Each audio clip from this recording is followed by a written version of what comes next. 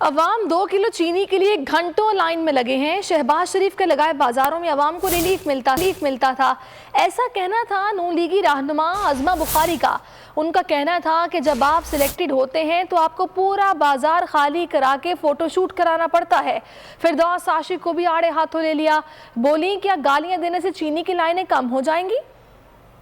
पर हुकूमत ने तमाशा लगाया है 20 रुपए की 15 रुपए की सब्सिडी देकर वहाँ पर लंबी लाइनों में ख़वातीन, बुजुर्ग, औरतें, बच्चे जो हैं वो रुल रहे हैं और वहाँ पर उनको चीनी नहीं मिल रही। मैं पूछना चाहती हूँ फिरदौस आशिक अवान से, क्या गालियाँ देने से जो चीनी की लंबी लाइनें हैं वो ख़त्म हो जाएंगी?